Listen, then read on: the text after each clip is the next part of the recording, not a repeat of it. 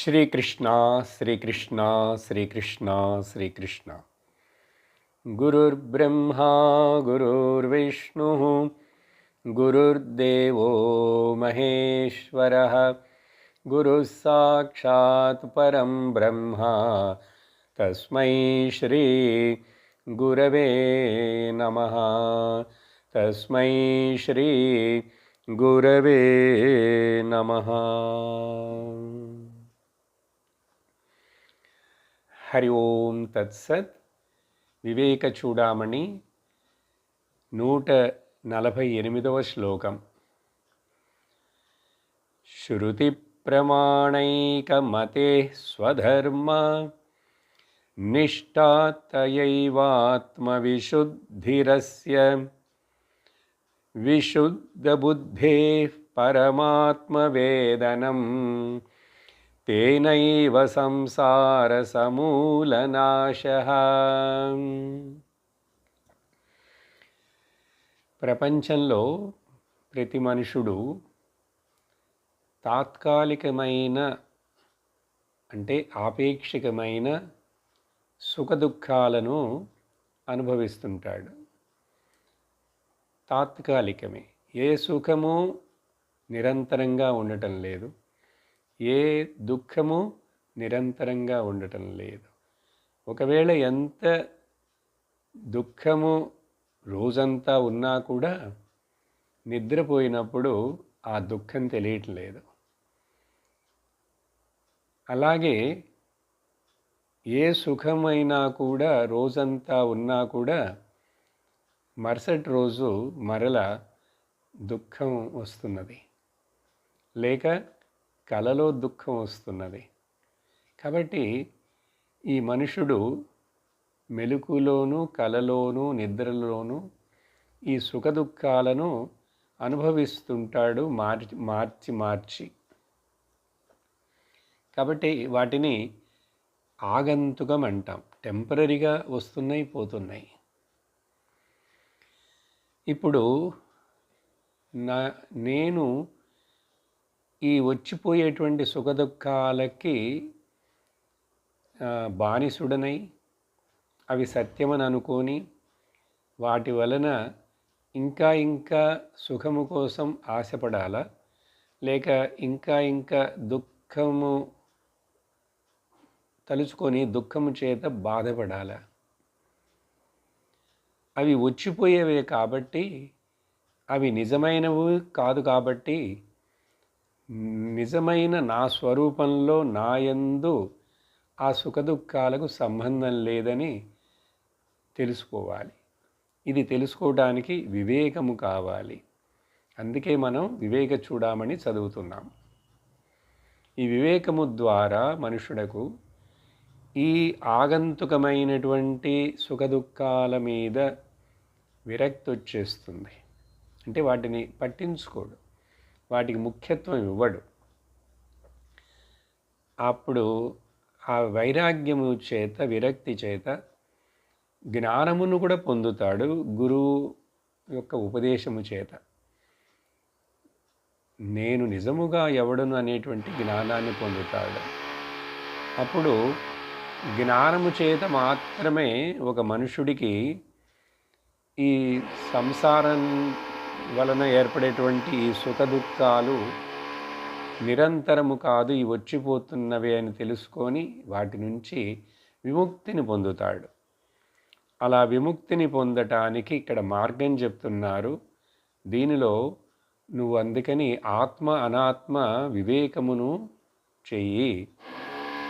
ఆ వివేకము ద్వారా నీకు ఆత్మ అంటే ఏమిటో తెలుసుకోబడి నువ్వు నీ నిజ స్వరూపాన్ని పొందుతావు. దీనికి ఒకే ఒక మార్గం తప్ప వేరే వేరే అనేక మార్గాలు అనేటువంటివి ఏమీ లేవు. మొదల్లో ఇది గుర్తించాలి. అనేక వేరు వేరు మార్గాలు ఏమి లేవని గుర్తించాలి. దానికోసం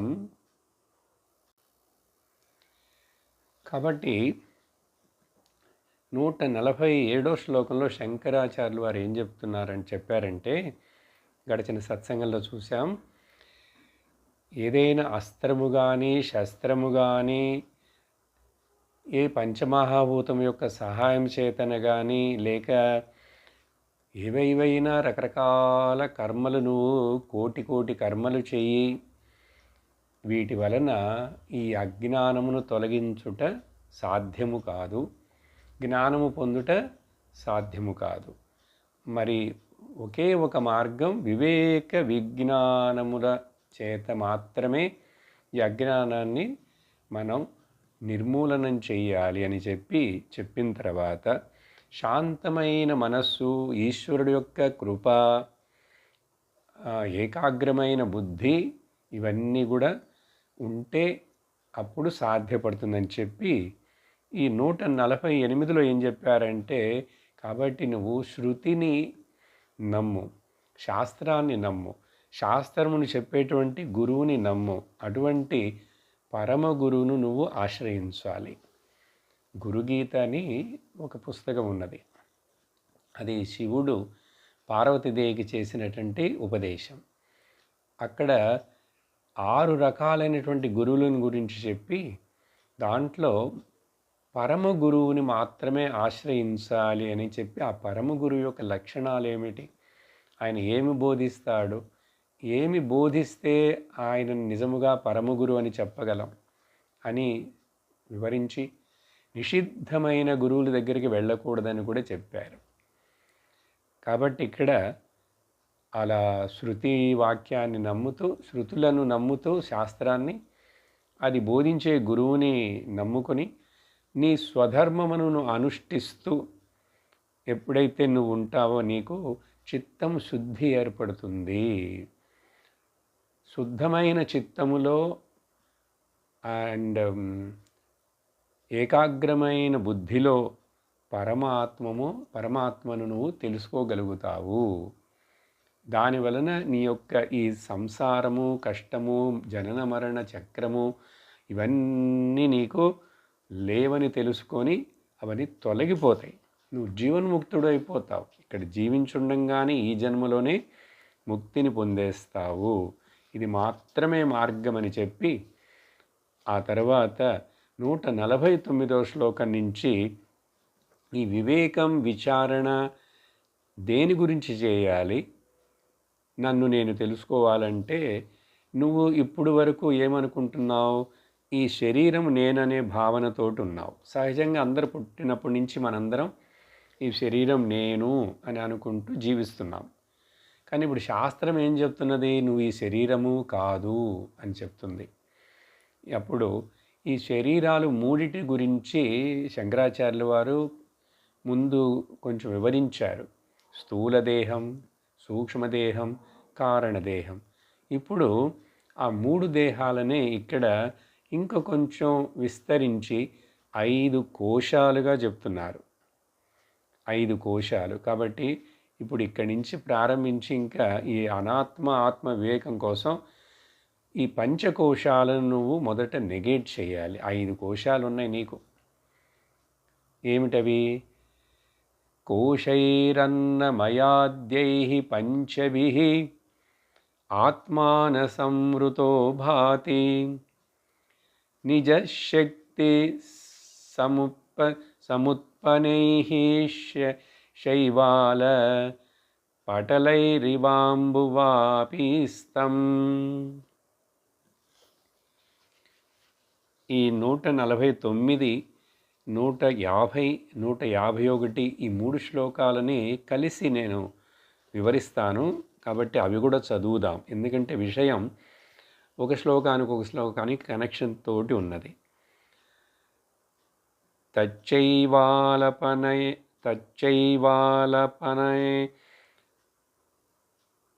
సమ్యక్ సలిలం ప్రతీయతే శుద్ధం తృష్ణా సంతాపహరం సద్యః సౌఖ్యప్రదం పరం పుంసః పంచానామపి కోశానాం అపవాదే విభాత్యయం శుద్ధః నిత్యానందైకరసః ప్రత్యగ్రూపః పరం స్వయం జ్యోతిః. ఈ 3 శ్లోకాలలో ఏం చెప్తున్నారంటే, ఒక మనుషుడుట చాలా దాహంతో ఉన్నాడు. ఎక్కడో వెళుతున్నాడు ఒక చోటికి, దోవలో ఎక్కడ మంచినీళ్ళు దొరకలేదు. ఎండాకాలం వేరే, ఈసారి ఇప్పుడు ఎండాకాలమే కదా జరుగుతున్నది, కానీ ఋతుపవనాలు తొందరగా వచ్చి కొంచెం అక్కడక్కడ దేశంలో అనేక ప్రాంతాల్లో వర్షాలు పడుతున్నాయి. అలా దాహంతో ఉన్నటువంటి ఆ మనుషుడు అలా నడిచి వెళుతూ ఎక్కడైనా నీళ్లు దొరుకుతాయేమో అని అనుకుంటున్నప్పుడు ఒక చోట చెరువులాగా, ఒక తటాకంలాగా కనపడ్డది. కానీ నీళ్లు కనపడలేదు. ఆ చెరువు అంతా కూడా, ఆ తటాకమంతా కూడా కోనేరు కానీ తటాకం కానీ, లేక ఎవరు వాడనటువంటి చోట కదలకుండా నీళ్లు అక్కడ అట్లాగే ఉంటే ఏమవుతుందంటే, వాటి మీద ఒక రకమైనటువంటి తీగ చెట్టు పెరిగి, ఆ తీగ చెట్టు ఆ నీళ్లను మొత్తాన్ని తెలియనీయకుండా కవర్ చేస్తుంది. దాన్ని మాస్ అంటారు. అది చాలా తొందరగా పెరుగుతుంది, దట్టంగా పెరిగేస్తుంది. తీగ చెట్టు అది. ఆ నీటిని, ద వాటర్ బెడ్ మొత్తాన్ని అట్లా కవర్ చేసేస్తుంది. అలా ఒక చోటు చూశాడు, కానీ అక్కడ నీళ్లున్నాయని అతడికి తెలియలేదు. ఉండి ఉండవచ్చని ఊహించాడు, ఎందుకంటే ఇంతకుముందు ఎక్కడో చూసుంటాడు. ఇప్పుడు ఆ దాహంగా ఉన్న ఆ మనిషి ఏం చేయాలి? ఆ నీళ్ళ దగ్గరికి వెళ్ళి, ఆ చెరువు దగ్గరికి వెళ్ళి, ఆ పైనున్నటువంటి ఆ ఆకులుగా కనపడుతున్నటువంటి ఆ తీగ చెట్టుని కొంచెం చేతులతో అలా పక్కకి జరిపాడంటే అక్కడ చల్లని శుద్ధమైన చక్కటి మంచినీళ్ళు దొరుకుతాయి. అప్పుడు అవి తాగి వాడు తన దాహాన్ని తీర్చుకుంటాడు, వెంటనే చాలా తృప్తి పడతాడు కదా. ఈ ఉదాహరణాన్ని ఇచ్చారు ఈ 2 శ్లోకాలలో. అదే చెప్తున్నారు ఇప్పుడు ఇక్కడ.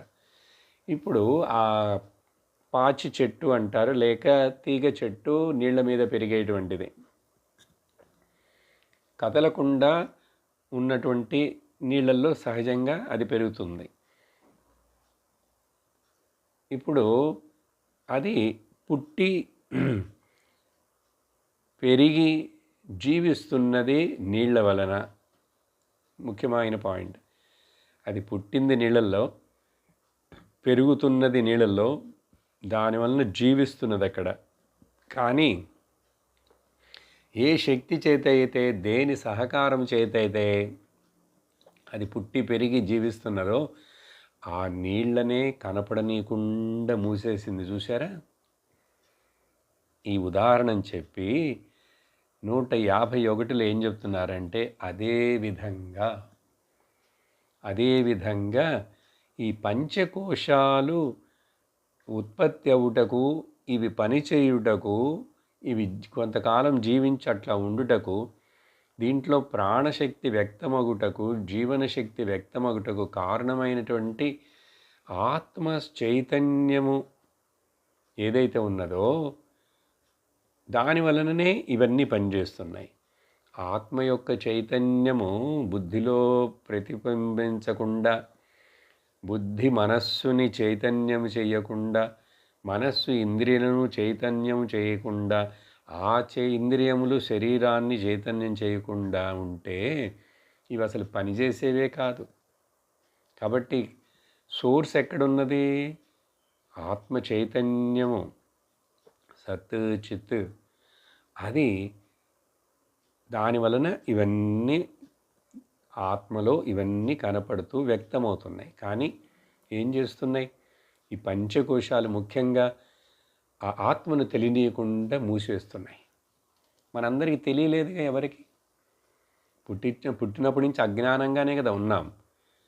అప్పుడు ఏం చెప్తున్నారంటే, అక్కడ ఎట్లా అయితే నీ దాహం తీర్చుకోవటానికి నువ్వు ఆ నీళ్ల మీద పెరిగినటువంటి ఆకుల తీగ చెట్టును అట్లా చేతులతో కదిపావో, కదిపిన వెంటనే చక్కటి నీళ్లు కనిపించినాయో, ఆ నీళ్ళను తాగి నీ దాహాన్ని తీర్చుకున్నావో, శాంతపడ్డావో, అట్లాగే పంచకోశానామపి కోశానాం అపవాదే, ఈ పంచకోశాలు కూడా అదే విధంగా మూసివేసి ఉన్నాయి కదా. వీటిని నువ్వు ఎప్పుడైతే నెగేట్ చేస్తావో, అక్కడ నీళ్ళని చేతులతోటి ఇట్లా జరిపేస్తా ఆకులను, ఇప్పుడు 3-4 సార్లు చూపిస్తున్నా ఇట్లా. ఇలాగా ఈ పంచకోశాలను ఏదైనా అట్లా చేయగలమా? పంచకోశాలంటే ఇప్పుడు శంకరాచార్యులు వారే ఒక్కొక్క దాని గురించి వివరించబోతారు, అందుకని నేను చెప్పట్లేదు. కావాలంటే ఒకసారి గుర్తు చేస్తా. ఇంతకుముందు చెప్పుంటాను. 5 పేర్లు ఉన్నాయి. 5 రకాల జాకెట్లు వేసుకొని నేను దాంట్లో ఉండి దీనిని ఉపయోగించుకుంటూ వ్యక్తమవుతున్నాను. అన్నమయ కోశం, ప్రాణమయ కోశం, మనోమయ కోశం, విజ్ఞానమయ కోశం అండ్ ఆనందమయ కోశం. ఈ 5 కోశాలు కలిపే 3 శరీరాలుగాను చెప్పబడుతుంది. అప్పుడు ఈ పంచకోశాలని నువ్వు అట్లా గనక తొలగించావంటే, వీటిని నెగెట్ చేసావంటే ఎట్లా చేయాలి చెప్తారు. విభాతి అయం శుద్ధ, అప్పుడు శుద్ధమైనటువంటి, నిత్యమైనటువంటి, ఏకమైనటువంటి, సారమైనటువంటి నీ యొక్క స్వస్వరూపం ప్రత్యగ్రూప. ఈ పదాలని ఇక్కడ ఉన్నాయి. శుద్ధ, నిత్య, ఆనంద, ఏక, రస. సహజంగా మనం 5 ఏం చెప్తున్నాం? నిత్య శుద్ధ, నిత్య ఏక సార సత్య ఆనందవస్తు. అది పరహ. ఇక్కడ 8 ఇచ్చారు మొత్తం. ఒకటి చూడండి, అది శుద్ధం, చాలా శుభ్రంగా ఉంది. దాంట్లో ఎటువంటి అక్కడ సుఖదుఖాలు, గుణాలు ఏవి లేవు. అక్కడ వేటి వలన అది బాధించట్లేదు. అది ఎప్పుడూ అట్లాగే ఉంటున్నది, నిత్యం. అది ఆనందంతో కూడి ఉంటున్నది. ఒకటే అది అందరి యందు, అన్నిటి యందు, అన్ని చోట్ల ఒక్క ఆత్మ అదే ప్రకాశిస్తున్నది. అది ప్రతి ఒక్క జీవి యొక్క స్వస్వరూపం. అది పరం. అంటే ఇంక దానికి మించి మరొకటి ఏదైనా ఉందా? అదిని గుర్తించకుండా వేరే ఏదైనా ఏదేదో తెలుసుకుంటే అవన్నీ అపరములే. అది అది దేని మీదైనా ఆధారపడి ఉందా? అది లేదు. అది తనకు తానే, తన మీదనే స్వయముగా ప్రకాశిస్తున్నది. స్వయం జ్యోతి. హే అంతరాత్మ జ్యోతి, జ్యోతి నందలాల్. స్వయం జ్యోతి. ప్రత్యగ్రూప అంటే ఇన్నర్ డ్వెల్వింగ్, అంతరాత్మ, జ్యోతి ప్రకాశం. ఇక్కడ ప్రకాశము, జ్యోతి అంటే ఏదో మిళిక్కు మిళిక్ అని చెప్పి అట్లా ఏదో దీపంలాగుంటుందేమో, లైట్ లాగుంటుందేమో అని చెప్పి ఊహించకూడదు. ఆ ఫోటోల్లో చూపించినట్లు, సినిమాలో చూపించినట్లు అట్లా ఏం కాదు. ఇక్కడ లైట్ అంటే ఎందుకంటే మరి అన్నిటినీ తెలుసుకుంటున్నది కదా. ఇంద్రియముల ద్వారా అన్నిటినీ శబ్ద, స్పర్శ, రూపరసగంధాలను గ్రహిస్తున్నది కదా. అవి తెలియటానికి కారణమైనటువంటి ఆ మనస్సు, ఆ మనస్సుకు వెనుకున్న బుద్ధి, బుద్ధిని ప్రకాశింపచేస్తున్న బింబం ఆత్మ నేనే కదా. కాబట్టి అది జ్యోతి అంటే ప్రకాశింపచేస్తున్నది, అంటే తెలియబరుస్తున్నది, తెలుసుకుంటున్నది. ఆ తెలుసుకోవటానికి పేరే ఎరుక అంటాం. ఉన్నానని తెలుసుకుంటున్నాను. కాబట్టి ఎరుక ఉంది, ఉనికి ఉంది, ఎరుక ఉంది. దాన్ని ఇంగ్లీష్లో ఎగ్జిస్టెన్స్, కాన్షియస్నెస్, సంస్కృతంలో సత్, చిత్. అది ఏకము, సారము, పూర్ణము అట్లా ఉన్నది. కాబట్టి అది ఆనంద స్వరూపం. అది ఎప్పుడూ ఆనంద స్వరూపమే. దానికి ఏ కొరతలు లేవు, ఏ ఆశలు లేవు, ఏవి అక్కర్లేదు. అది ఏకంగా ఒకటేగా ఉన్నది. కాబట్టి అక్కడ అసలు దేనికి ఒక ఇమోషనల్ డిస్టర్బెన్స్కి కానీ, అసలు మనస్సు, బుద్ధికి కూడా అక్కడ సంబంధం లేకుండా అది ఎరుక రూపంలో ఉంటూనే ఉన్నది, ఉనికి ఎరుక రూపంలో. కాబట్టి దాన్ని నువ్వు గుర్తించగలవు. ఎప్పుడు పంచకోశాలను నువ్వు నిరాకరణం చేశావంటే, ఆ నిరాకరణం ఎలా చేయాలి? ధ్యానము ద్వారా చేయాలి. ఆ ధ్యానమునకు పేరే వేదాంతంలో నిధిధ్యాసనం అంటాం. ఇప్పుడు ఆ వివరాలు చెప్తారు 152 శ్లోకంలో నుంచి. 152 ఆ పంచకోశాలను వివేకముతోటి డిస్క్రిమినేట్ చేసి నెగేట్ చేయటానికి ముందు ఏం చెప్తున్నారంటే, కాబట్టి ఓ శిష్యుడా, ఓ ముముక్షుడా, ఆత్మానాత్మవివేకః కర్తవ్యో ఆత్మానాత్మవివేకః కర్తవ్యః బంధముక్తయే విదుషా తేనైవానందీ భవతి స్వం విజ్ఞాయ సచ్చిదానందం. కాబట్టి దీని వలన ఈ ఆత్మ అనాత్మ వివేకమును తప్పనిసరిగా నువ్వు చెయ్యాలి. కర్తవ్య అంటే కమాండింగ్. దీన్ని చెయ్యకుండా నీకు శాశ్వతమైన ఆనందం, శాంతి, సుఖం రాదు, దుఃఖం పోదు. కర్తవ్య ఎందుకు చేయాలి? బంధములో నుంచి ముక్తిని పొందుటకు నువ్వు వివేకం ఉన్నవాడివైతే విదుష, నువ్వు తప్పనిసరిగా ఇది చెయ్యాలి. కానీ ఇది చెయ్యకుండా వేరే ఏదేదో చేస్తానని పరిగెట్టకు, దాని వలన భ్రమ చెందకు. చెప్పారు కదా 147 శ్లోకంలో, వేరే దేని వలన. ఇంతకుముందు ఏం చెప్పాము ఉదాహరణ? ఒక చోట చాలా చీకటి ఉందండి, చాలా కాలంగా ఉంది. ఇప్పుడు ఆ చీకటి పోవాలంటే ఒకటే ఒక మార్గం, వెలుతురు రావాలి కదా. మరి ఆ వెలుతురు రావటానికి ఏం చేయాలో అది చెయ్యాలా? వేరే ఏదేదైనా చేస్తావా? జపం చేస్తాను, యజ్ఞం చేస్తాను, యాగం చేస్తాను, తీర్థయాత్రకి వెళ్ళొస్తాను, యోగా చేస్తాను, పాట పాడతాను, డాన్స్ చేస్తానంటే చీకటి పోతుందా? పోదు కదా. అలాగే నీ బుద్ధిలో ఉన్నటువంటి అజ్ఞానం, నీ యొక్క స్వరూపం తెలియకుండా ఉన్నటువంటి అవిజ్ఞానం ఉంది, అవిద్య. ఇది విద్య చేత పోతుంది. విద్య అంటే ఏంటిదో ఈ జ్ఞానం. తెలుసుకో, వివేకమును చెయ్యి, అర్థం చేసుకో, ఇలా విని. ఇంతకంటే మరి వేరేదైనా చేయాలా? ఏది చేయక్కర్లేదు. అప్పుడు బంధముక్తి కోసం నువ్వు వివేకవంతుడు అయితే, బుద్ధిమంతుడు అయితే శాస్త్రమును విను. ఆత్మానాత్మ వివేకం గురువుగారు చెప్తారు, అర్థం చేసుకో, విను. ఎందువలనంటే దీని వలన మాత్రమే నువ్వు నిజమైన ఆనందాన్ని పొందగలవు, భయరహితుడు అవ్వగలవు. నీకున్నటువంటి శోక మోహ భయాలు తొలగించబడతాయి. ఎట్లా? నిన్ను నువ్వు తెలుసుకున్నట్టు చేత. ఎవరిని తెలుసుకోవాలి నువ్వు? ఇప్పుడు నాకు నేనెవరో తెలియదు అంటారా? తెలియదు. నీకేం తెలుసు? నీ ప్రొఫైలు, నీ బయోడేటా అందరూ చెప్పేది. నేను ఆడదాన్ని, నేను మగవాడిని, నేను ఆఫీసర్ను, నేను తండ్రిని, తల్లిని, అన్నను, చెల్లెలను, ఇట్లా నేను బ్రాహ్మణుడిని, క్షత్రియుడిని, ఇవేవో బయోడేటా చెప్తావు.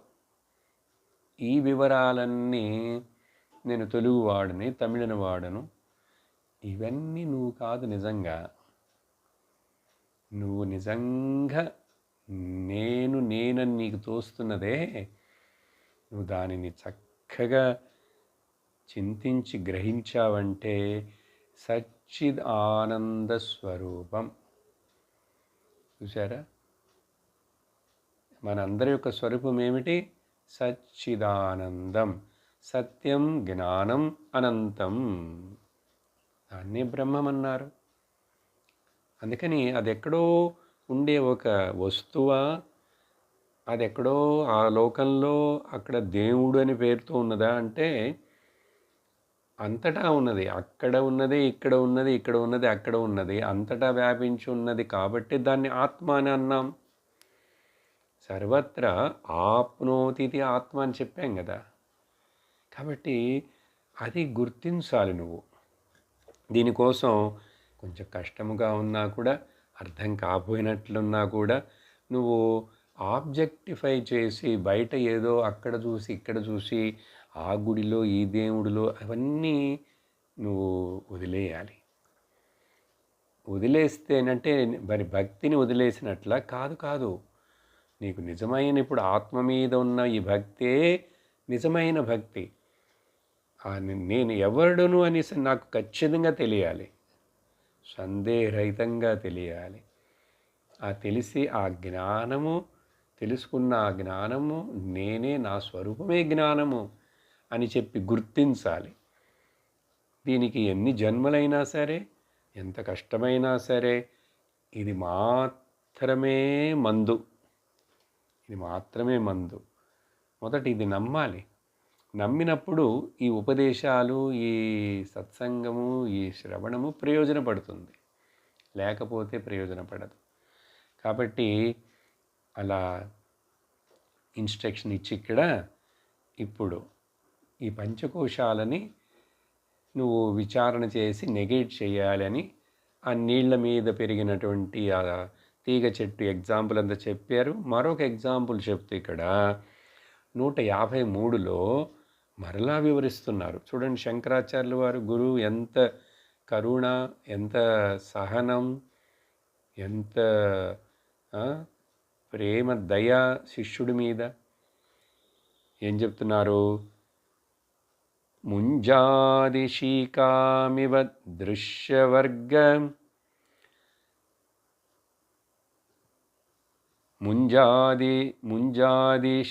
ముంజాదిశీకామివ దృశ్యవర్గాత్ ప్రత్యంచమాత్మానమసంగమక్రియం వివిచ్య తత్ర ప్రవిలాప్య సర్వం తదాత్మనా తిష్టతి యః స ముక్తః. ఎవరు ముక్తిని పొందగలరు? ఇప్పుడే, ఇక్కడే, ఈ జన్మలోనే అని ప్రశ్న వస్తే అతడు నువ్వైతే నీకు ముక్తి వస్తుంది. సహ ముక్తః, అతడు ముక్తుడు. యః, ఎవరైతే, ఇక్కడ ఉదాహరణ ఏమిస్తున్నారంటే ఈ కుషాగ్రాస్ అంటారు కదండి, దర్భలు. ఆ దర్భ అనేటువంటిది కూడా గడ్డి. అది పవిత్రమైనది, అన్ని కార్యాలకు ఉపయోగిస్తాం కదా. దర్భ పవిత్రం పెట్టుకుంటారు ఇక్కడ. ఆ దర్భ గ్రాస్, దాన్ని కుషాగ్రాస్ అంటారు. ఇక్కడ సంస్కృతంలో ముంజా గ్రాస్, ముంజా. అది ఎట్లా తీసుకొస్తారంటే జాగ్రత్తగా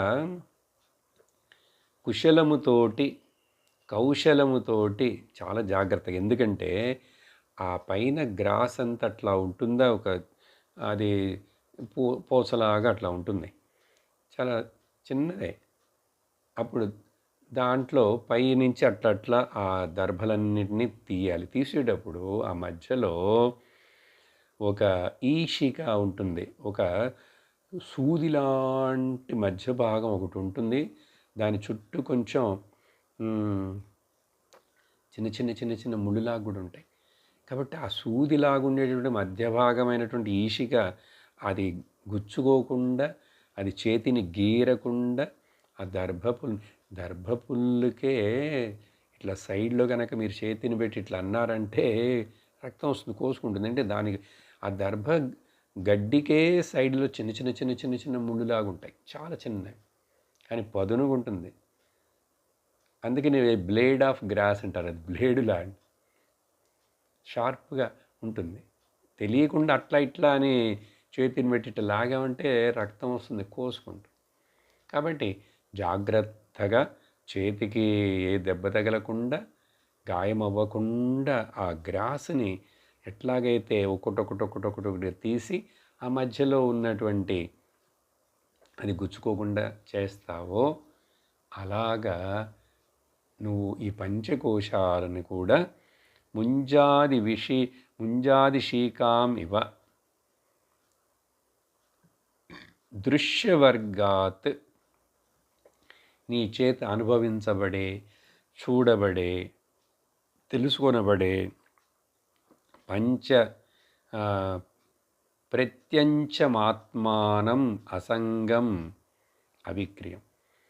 తెలుసుకుంటున్నటువంటి నేను తెలుసుకోబడే వాటన్నిటికంటే, తెలుసుకోబడటం అంటే 5 ఇంద్రియాల మూలంగా ఏమేంటో తెలుసుకుంటున్నాం కదా, ఆ తెలుసుకోబడే వాటన్నిటికంటే తెలుసుకుంటున్న నేను ప్రత్యేకంగానే ఉన్నాను, వేరుగా ఉన్నాను. చాలాసార్లు చెప్పాం కదా. ఇప్పుడు ఈ డబ్బాని చూపిస్తున్నాను, నేను చూశాను, నేను తెలుసుకున్నాను, నా చేత ఇది తెలుసుకోబడింది, కానీ ఇది నన్ను తెలుసుకోలేదు.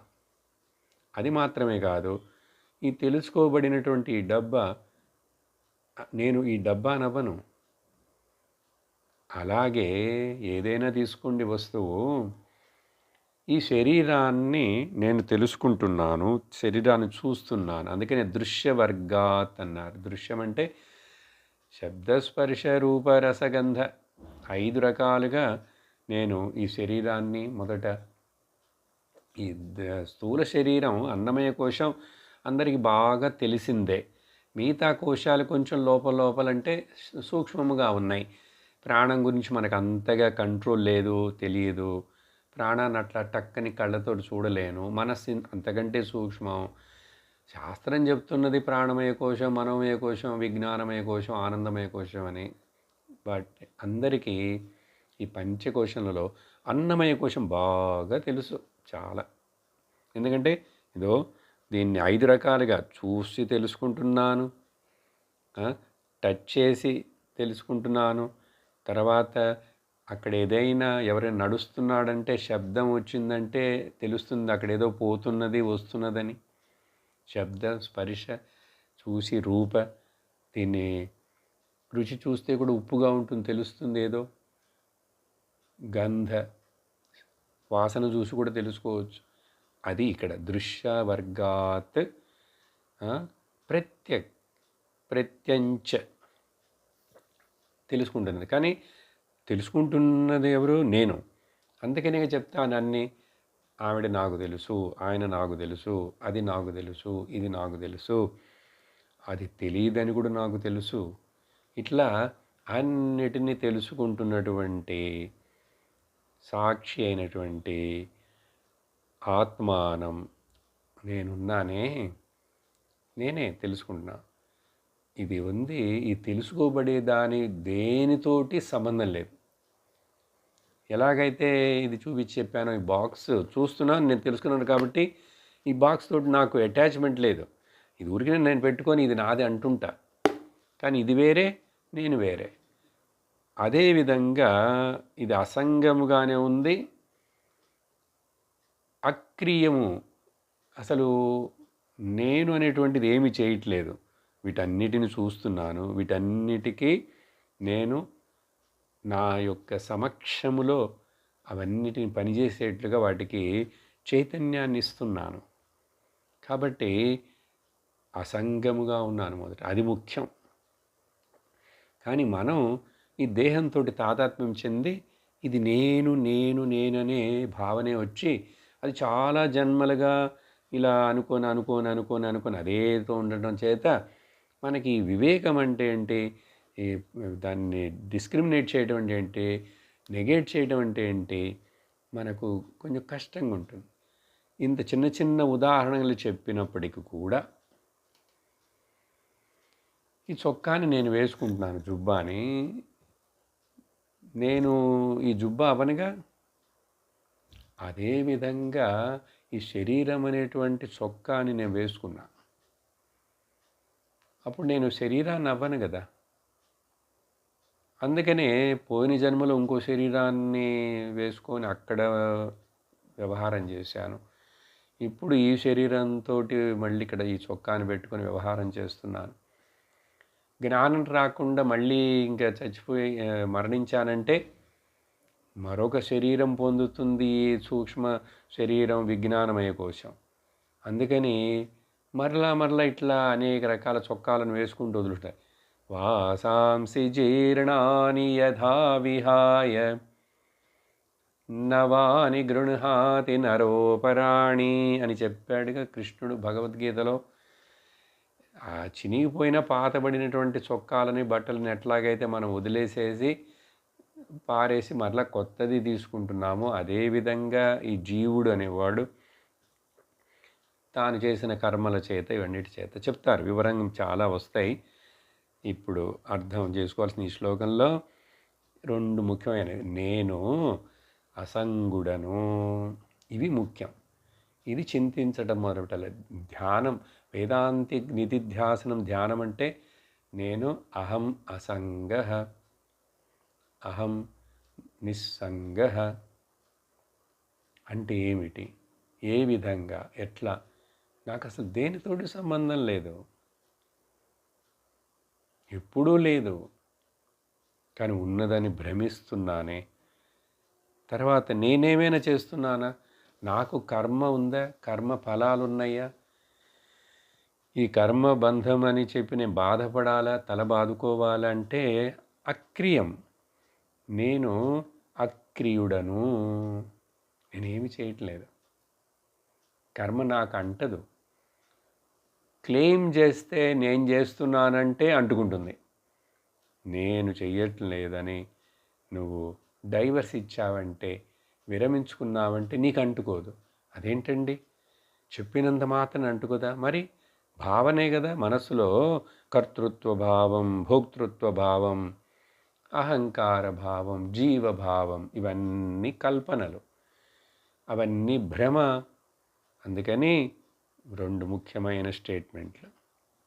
ఈ విధంగా విచిత్య, విచారించి, విభజించి, తత్ర ప్రవిలాప్య సర్వం, అన్నిటినీ నెగెట్ చేసేయి.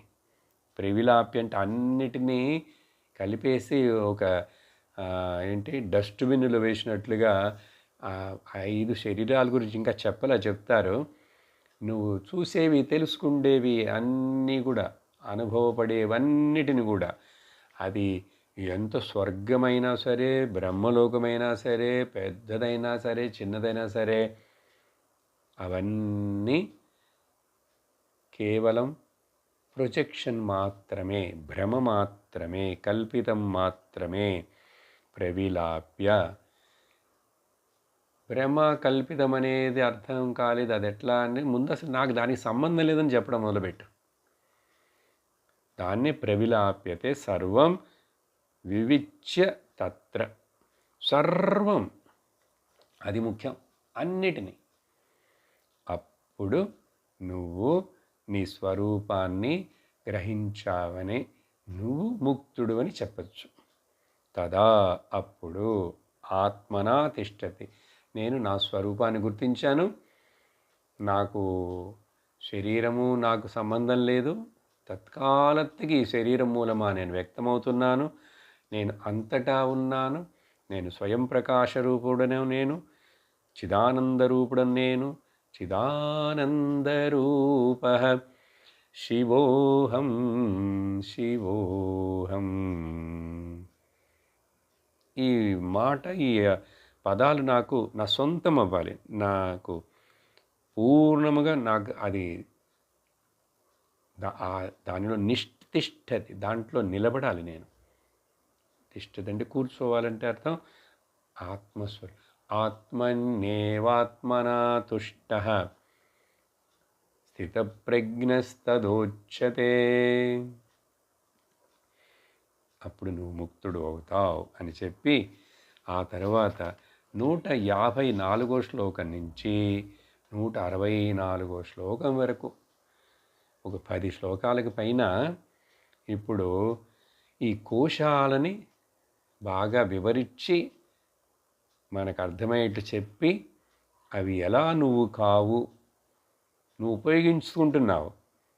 5 కోశాలు ఉన్నాయి, నేను 5 రకాలు వేసుకున్నాను, లోపల ఒక బనీన్ వేసుకున్నాను, దాని మీద మరల బాగా చలికాలం అయితే దాని మీద వింటర్కి మళ్ళీ ఉలెన్ కోట్, ఒక జాకెట్ వేసుకుంటాను, దాని మీద ఇంకోటి వేసుకుంటాను, బాగా చల్లగా ఉండే ఆ ప్రదేశాల్లో మరి 5 వేసుకుంటాను కదా.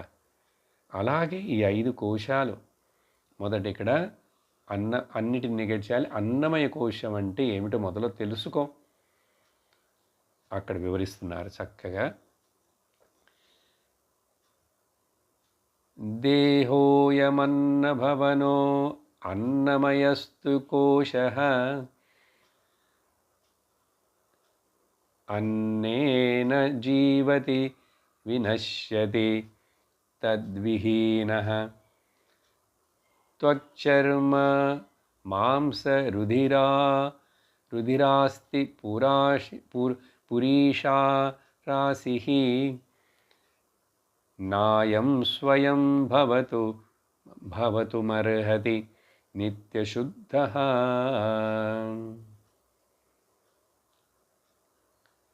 దేహః అయం దేహ, ఈ దేహం ఉంది చూసావా, నీ బాడీ, యువర్ బాడీ, ఇది అన్నము చేత కట్టబడినటువంటి ఒక భవనం. అన్నము అంటే మనం తినేది మాత్రమే అన్నము కాదు, అన్నమయ అంటే అన్నము యొక్క మాడిఫికేషన్. అన్నము తింటున్నాం కానీ ఇక్కడ అది రక్తంగా మారుతున్నది, శరీరానికి కాల్షియం అంటాడు, ప్రోటీన్ అంటాడు, కార్బోహైడ్రేట్స్ అంటాడు. కాబట్టి మయం అంటే మాడిఫికేషన్. అన్నము తింటున్నాం కదా, ఏవేవో తింటున్నాం, అవన్నీ అన్నం. అత్తి ఇది అన్నం. ఆ తినేవన్నీ మాడిఫై అయ్యి తర్వాత ఇక్కడ ఈ ఒక శరీరం అన్నమయ భవ అన్నము చేత అన్నభవన, అన్నము చేత కట్టబడినటువంటి ఒక ఇల్లు. ఆర్యభవన్, ఉడిపి భవన్ అన్నట్లు అన్నభవనం. చూసారా, మేడప్ ఆఫ్ మ్యాటర్. దీన్ని అన్నమయ అని, అన్నమయ కోశమని అంటారు. దేంతో చేయబడింది? అన్నము చేత సృష్టించబడినది. అలాగే సృష్టించబడిన తర్వాత ఇది కొంచెంకాలం బతకాలి, జీవించుండాలంటే అన్నేన జీవతి, అన్నము చేత ద్వారానే. సరే, అన్నం ద్వారా తయారైందని చెప్పి ఇప్పుడు పుట్టిన తర్వాత పిల్లవాడు ఇంకా పాలు తాగుతూ తర్వాత కొంచెం కొంచెం ఆహారం తీసుకోపోతే పెరుగుతుంది ఆ శరీరం, నిలుస్తుందా? కొద్ది రోజులు మనమే ఆహారం తీసుకోపోతే క్షీణించిపోతున్నది కదా. కాబట్టి అన్నము ద్వారా పుట్టి అన్నము ద్వారా జీవిస్తూ అన్నములోనే కలిసిపోతుంది. అంటే made up of matter, living on the matter and dissolving in the matter. How does it matter? కాబట్టి అన్నము లేకపోతే తద్విహీన వినశ్యతి. ఆహారాన్ని కంటిన్యూస్గా ఇవ్వకపోతే, ఇప్పుడు బాగా ముసలితనం వచ్చి వ్యాధి వచ్చిన తర్వాత చూడండి, ఇంకా మనిషి తినలేడు, తిన్న అరగదు, అది వంట పట్టదు, కాబట్టి క్షీణించడం మొదలుపెడుతుంది. దానికి ఒక టైము. మనకన్నీ తెలిసినవే, చింతించం. శంకరాచార్యులు వారు చెప్పి వివేక చూడమని కాసులో ఇట్లా వివరిస్తుంటే కొంచెం కొంచెం చింతిస్తాం. నీ శరీరమే, కానీ నీకు తెలియాలిగా కరెక్ట్గా. ఇది ఇంతకుముందు చెప్పారు. అదేవిధంగా సహజంగా చర్మం అనేటువంటి ఒక తోలు, దీంట్లో అన్నిటిని పెట్టి it is wrapped by the skin. ఎలాగైతే మసాలా దోశ వేసి దాంట్లో బంగాళదుంప కూర, ఉల్లిపాయలు ఏదో పెడితే మసాలా అంటాడు, దాన్ని అట్లా చుట్టి పెడతాడు, మనకు కనపడదు. బయట ఈ దోశ ఇట్లా కనపడుతుంది, లోపల మసాలా. అలాగే ఇక్కడ చర్మము చేత దాంట్లో కింద మాంసము, రక్తము, అப்புறம் ధాతువులు, రక్తనాళాలు, నరాలు, కొవ్వు, మజ్జ, ఎముకలు, ఇవన్నీ చర్మము చేత చుట్టబడినటువంటి ఒక బండిలుగా ఉన్నాయి. చూసారా? దాంతోపాటు ఇంకేమున్నాయి? మలమూత్రాలు ఉన్నాయి లోపల. ఎందుకంటే కంటిన్యూస్గా తింటున్నామా, ఆ తిన్నవని లోపలికి వెళ్ళి అరిగి అవసరం లేనటువంటిది వేస్ట్నంతా బయటికి పంపించాలి. కాబట్టి మలమూత్రాలు. మలమూత్రం అనేటువంటిది కింద రంధ్రములు 2 ద్వారా మాత్రమే వస్తుందని కాదు. అన్ని రంధ్రాలలో కూడా శరీరంలో ఎక్కడ చూసినా ఒక్కొక్క మలినం వస్తూనే ఉంటుంది. చెవులో గుబిలి వస్తుంది, ముక్కులో చీమిడి వస్తుంది, నోట్లో కళ్ళె వస్తుంది, అన్నీ క్లీనింగ్ జరుగుతూనే ఉన్నాయి. అవన్నీ మలములే. ఈ క్లీనింగ్ ప్రాసెస్ కంటిన్యూస్గా జరుగుతూ ఉండకపోతే చూడండి, కంటిన్యూస్ క్లీనింగ్ మిషన్ ఇది. ప్రతి క్షణం ఆ కిడ్నీలు మెయిన్గా ఫిల్టర్ చేస్తుండాలి. రక్తం గుండెకి వెళ్ళాలి, అక్కడ శుభ్రపడాలి. ఊపిరితిత్తులకు వెళ్ళాలి, అక్కడ శుభ్రపడాలి. ఆ తర్వాత రక్తం అన్ని చోట్లకి వెళ్ళాలి. మధ్య మధ్యలో ఉన్నటువంటి మలినాలన్నింటినీ గ్రహించుకొని వెళ్ళి మళ్ళీ కిడ్నీల మూలంగా వెళ్ళి అక్కడ ఫిల్టర్ అయ్యి, చూడండి ఎంత పని జరుగుతున్నదో లోపల. ఇది దీని యొక్క కథ. మలమూత్రముల భాండము, మొబైల్ సెప్టిక్ ట్యాంక్, ఇవన్నీ చెప్పాం కదా ఇంతకుముందు. సరే, ముఖ్యంగా అన్నము చేత చేయబడింది. అందుకనే తల్లిదండ్రులు అన్నం తింటారా, దాంట్లో వలన బీజం పుడుతుంది. ఆ బీజంలో జీవుడు ప్రవేశిస్తాడు. బట్ శరీరం తయారవడానికి తల్లి గర్భంలో తల్లి తింటూ ఉంటే లోపల ఆ గర్భంలో శిశువు కూడా పెరుగుతాడు అన్నము చేత. కాబట్టి ఇది ఇట్లాంటి ఈ మలమూత్రములతోటి, ఈ సప్తధాతువులతోటి, రక్త మాంస చర్మములతోటి చేయబడినటువంటి అన్నము చేత సృష్టించబడి అన్నము చేత జీవిస్తూ అన్నములోనే మరలా కలిసిపోయేటువంటి ఈ శరీరం ఇదెట్లా స్వయం నిత్య శుద్ధమవుతుందా? ఇది శుద్ధమైన వస్తువా? ఇది ఇప్పుడు స్నానం చేస్తే మళ్ళీ కొంచెంసేపటి కల్లా మళ్ళీ చెమట బట్టి వాసన వస్తుంది. పళ్ళు నవ్వుకుంటే పొద్దున్నే మళ్ళీ మధ్యాహ్నానికి వాసన వస్తాయి. ఇలా ఈ నిత్య అశుద్ధమే ఇది. కానీ ఆత్మ ఏదైతే చెప్తున్నామో నీ నిజస్వరూపం నిత్య శుద్ధం, ఇది అవ్వదు కదా.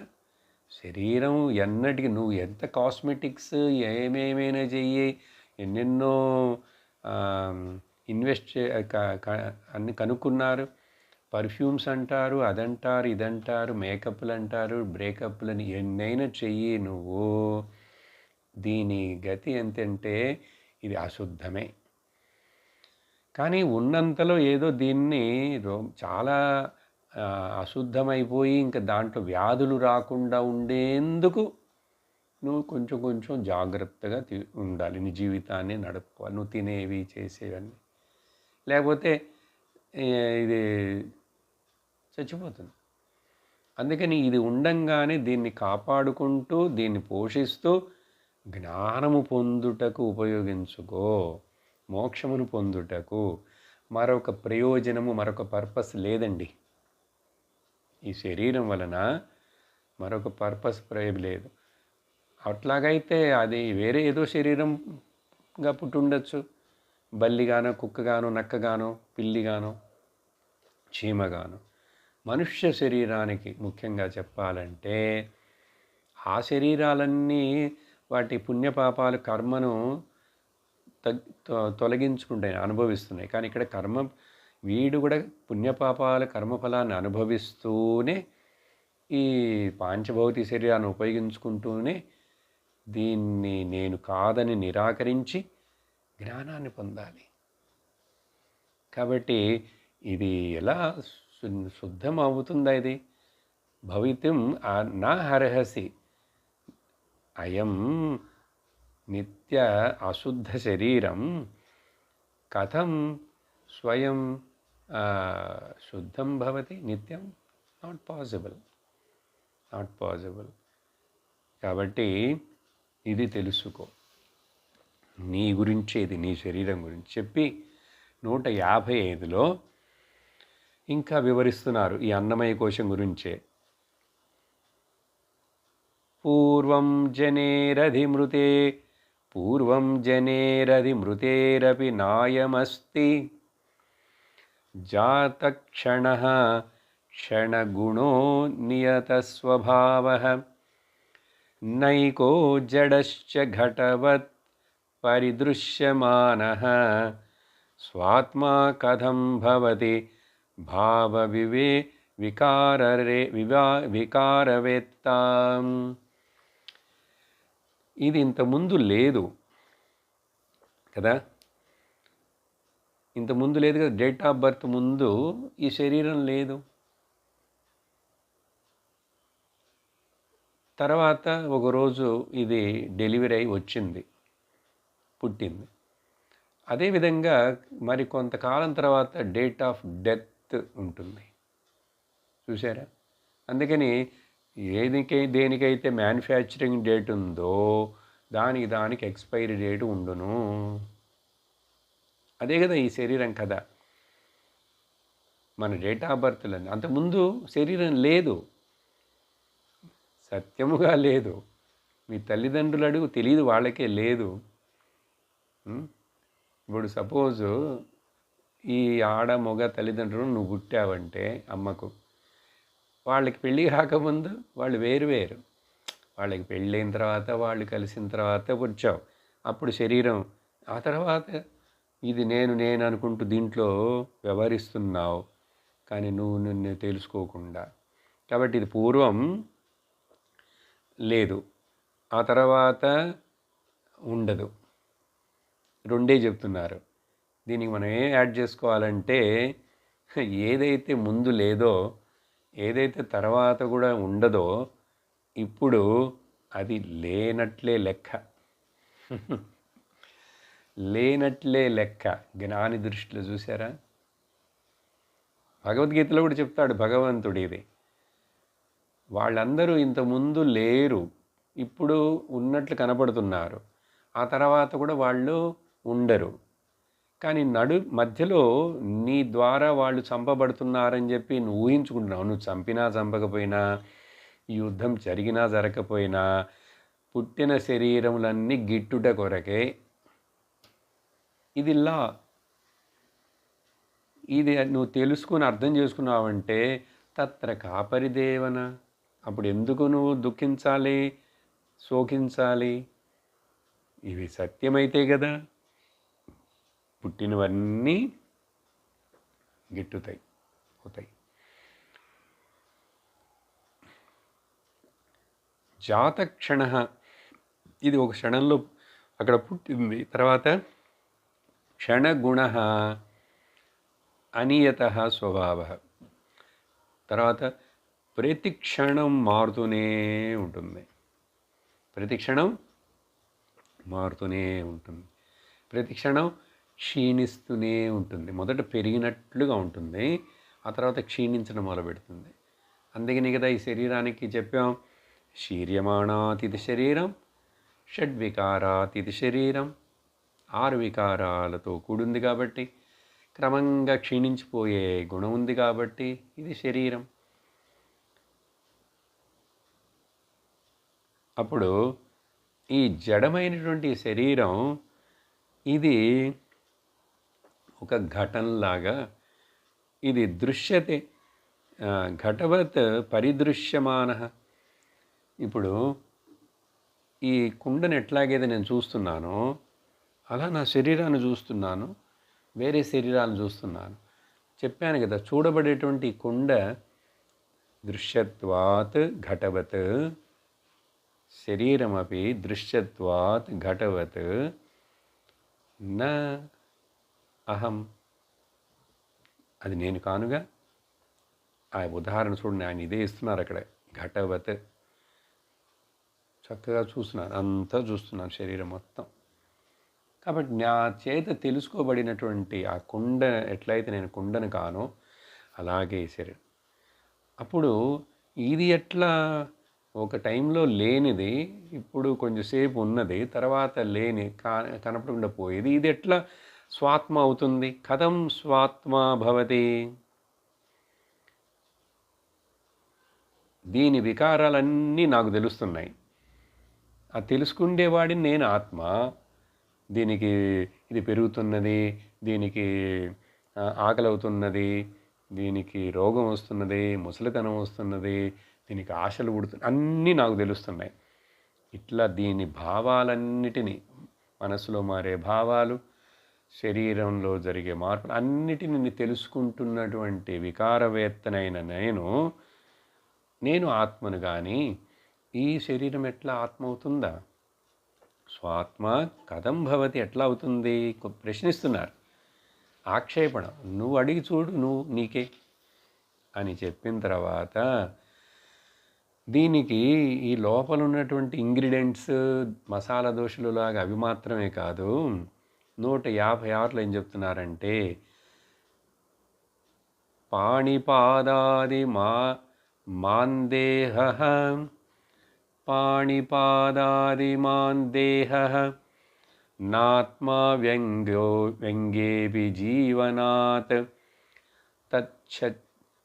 తచ్చక్కేః శక్తేః అనాశాశ్చ న నియమ్యో నియామకః. ఈ శ్లోకాలన్నీ కొన్ని ప్రోజ్ ఆర్డర్లో ఉన్నాయి, పోయిట్రీగా లేవు. అక్షరముల సంఖ్య తక్కువగా ఉంది, అందుకని ఎట్లా పాడి చెప్పాలని కొంచెం కష్టంగా ఉంటుంది. పాణిపాదాది మాన్ దేహ న ఆత్మా వ్యంగేపి జీవనాత్ తత్ శక్తేః అనాశాశ్చ న నియమ్యః నియామకః. ఏం చెప్తున్నారంటే దీనికి కాళ్ళు, చేతులు, 5 కర్మేంద్రియాలు కూడా ఉన్నాయి కదా. 5 కర్మేంద్రియాలు, వాటిని పార్ట్స్ అంటాం. Okay, body organs different. ఇవన్నీ కూడా ఆత్మ అవ్వదు. శరీరం ఆత్మ కాదని చెప్పాం, అయినా కూడా మళ్ళీ ఇంకొంచెం వివరిస్తూ ఈ 5 కర్మేంద్రియాలు ఉన్నాయి, అవన్నీ కూడా కలిసినది ఆత్మ కాదు. ఇంకొకటి ఏం చెప్తున్నారంటే ఇక్కడ వ్యంగేపి జీవనాత్. ఓకే, పాదిమాన్ దేహ నా ఆత్మ మొదట, ఇది ఆత్మ కాదు. వ్యంగే అపి జీవనాత్, వీటిని ఈ అవయవాలు కొన్ని ఉన్నాయి చూసారా, వీటిని కట్ చేసినా కూడా, ముఖ్యంగా చూస్తే 2 చేతులు లేకుండా కూడా మనిషి జీవిస్తున్నాడు, 2 కాళ్ళు లేకుండా కూడా ఉన్నాడు, ఉంటారు అట్లా. అలాగే కళ్ళు లేవు, కొన్ని లేవు, లేకపోతే లోపల ఒక కిడ్నీ తీసేశారంటారు. ఇంకా చాలా లోపల ఇంకా ఈ శరీరం నిలవటానికి కష్టమని ఏదైనా వస్తే హార్ట్, బ్రెయిన్ ఏదో వాటిని కూడా ట్రాన్స్ప్లాంట్ చేస్తున్నాడు. ఇప్పుడు అట్లా కొన్ని 2 కాళ్ళు లేవు, 2 చేతులు లేవు, ఒక కిడ్నీ లేదు, కానీ ఆ మనిషి ఇంకా నేనని జీవిస్తాడు. కాబట్టి అవయవములను, అంగములను కట్ చేసినా కూడా కొన్ని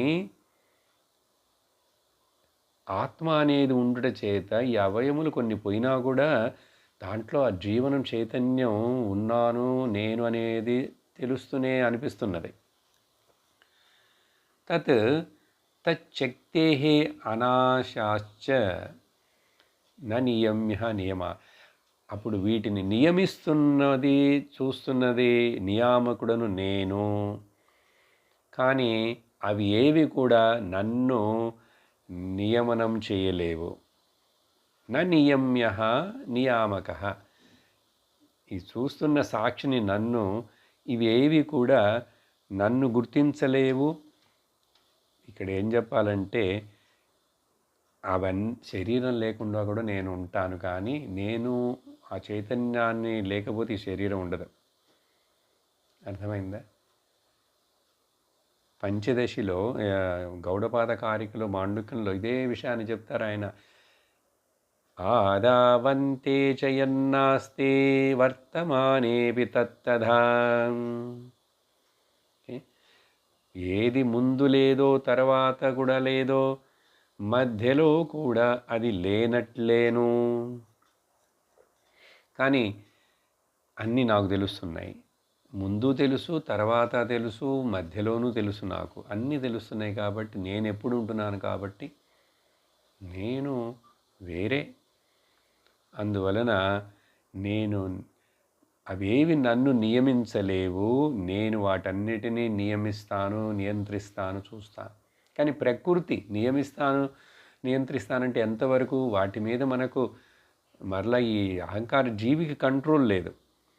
అది దాని ప్రారంభానికి తగినట్లు అది undergoes the changes and gets dissolved. ఇక్కడ అర్థం ఏంటంటే అవేవి కూడా నన్ను అసలు కంట్రోల్ చేయటం కానీ నన్ను బంధించడం కానీ వాటికి శక్తి లేదు. నా దగ్గర నుంచి చైతన్యాన్ని తీసుకొని తీసుకొని అవి ఇప్పుడు పని చేస్తున్నట్లుగా కొంతకాలం అట్లా ఉంటున్నాయి. అదేవిధంగా అప్పుడు నేను 3 అవస్థలలోనూ ఉన్నాను. మెలకువ నాకు తెలుస్తుంది, నిద్ర తెలుస్తుంది, కల తెలుస్తుంది. కాబట్టి నేను ఎప్పుడు నిత్య శుద్ధ బుద్ధ ముక్త ఏకసార సత్యముగా అసంగుడునిగా అవిక్రియుడినిగానే ఉన్నాను అని గుర్తించాలి. ఒక్కొక్క కోశాన్నిట్లా విభజన అర్థం చేసుకోవాలి. ఇక్కడ బుద్ధిలోనే శంకరాచార్యులు వారు నిర్మాణ షట్కంలో రాసినట్లుగా మనోబుద్ధ్యహంకార చిత్తాని నాహం నచ శ్రోత్రజిహ్నే నచ ఘ్రాణనేత్రే నచ వ్యోమ భూమిర్న తేజో న వాయు చిదానందరూప శివోహం శివోహం అని నిరంతరం ఈ చింతన చేస్తూ నన్ను నేను గుర్తించాలి. మిగిలిన శ్లోకాలు, మిగిలిన కోశాల వివరణ వచ్చే వారం చూస్తాం, వచ్చే క్లాస్లో చూస్తాం. ఓం పూర్ణమద పూర్ణమిదం పూర్ణాత్ పూర్ణముదచ్యతే పూర్ణస్య పూర్ణమాదాయ పూర్ణమేవావశిష్యతే. ఓం శాంతి శాంతి శాంతి. హరి ఓం శ్రీ గురుభ్యో నమః. హరి ఓం. హరి ఓం తత్సత్.